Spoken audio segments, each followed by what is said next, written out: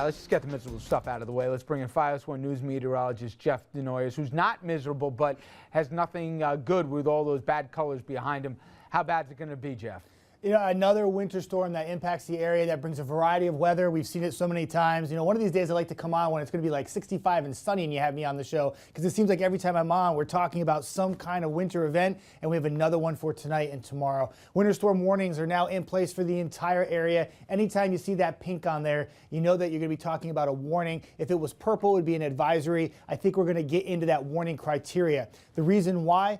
Tons of moisture in the deep south. You want to talk about some place that's having a terrible winter? How about Atlanta, Georgia, where they have had more snow this year than they've had in the last 10 years combined. And when they get snow in the deep south, it cripples the region, plus tons of ice happening as well. All this is working up the eastern seaboard. You have this cold air trapped because of the Appalachian Mountains, and that cold air in place when the snow gets here, it will come down. It will come down quick. In fact, after midnight into the morning hours, snow heavy at times, bursts of snow 1 to 3 inches at an hour. I mean, you're talking about a real pickup in snow into the early morning hours. We get into the afternoon, a little rain works into it, warmer temperatures, and then on the back side of it, we get a little bit more snow. And what that means is we get more accumulations on the tail end of the storm. So you get 2 rounds of accumulations, gusts of wind to near 40 miles per hour, and then you got the fact that it's a heavy snow. It weighs on the power lines, it weighs on the trees, and with that wind blowing around up to 40 miles per hour, power outages are a problem as we head into the day tomorrow. When it's all said and done,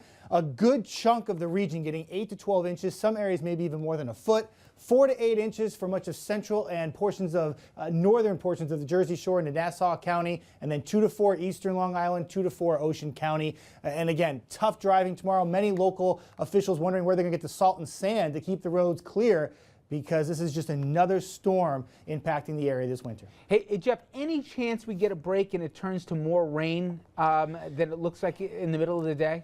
It's a tough call right now. There's 3 models. They're all kind of trending their own way right now. We've gone with the colder model.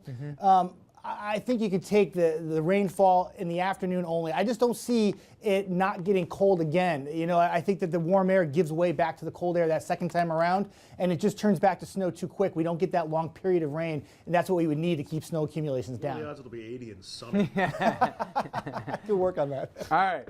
Hey, Jeff, thanks, man. I appreciate it. And he and the meteorological team are going to have a very busy evening and day tomorrow. All right.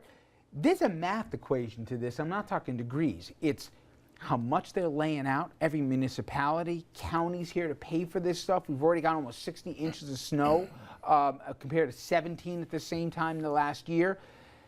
And sand and salt cost stuff, and they're not in huge supply. It's becoming a problem.